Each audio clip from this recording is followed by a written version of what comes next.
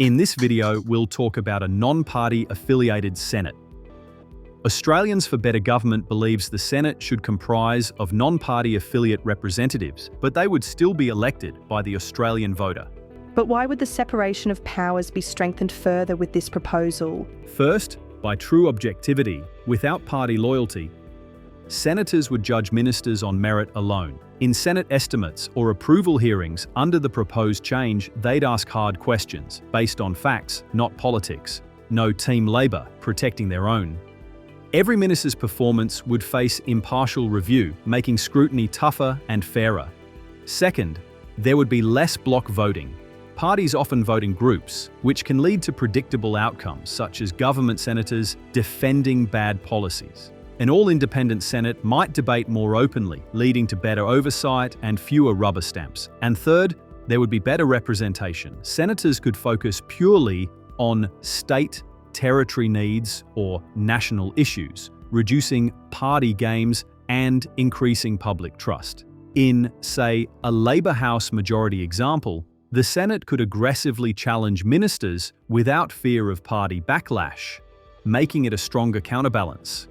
This system would also likely amplify scrutiny of rushed bills, as we've seen over the past 12 to 24 months.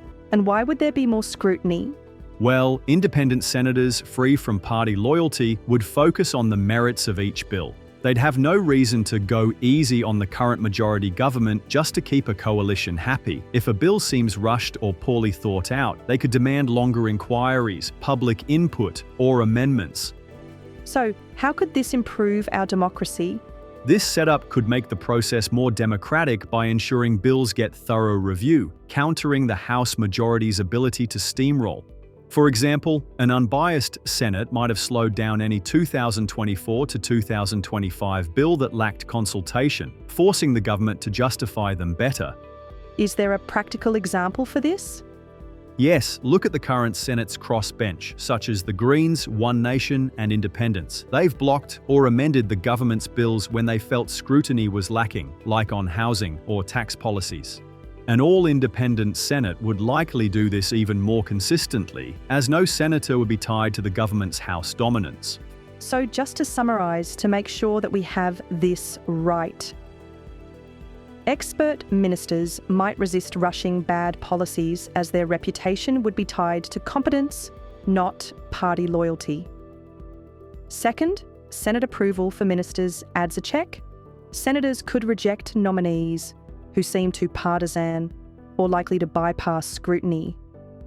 And third, an unbiased Senate as recommended would be a game changer, making it harder for any government to rush bills without solid justification, as every senator would act independently.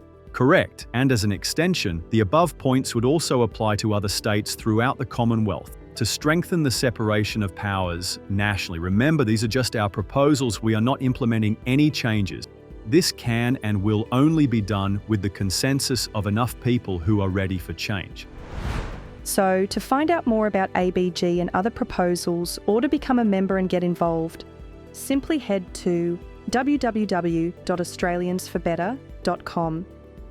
And just to confirm, we are not a political party. Think of us more of a think tank or lobby group to help improve politics in Australia. Keep a lookout for our other proposals in this series on the separation of powers.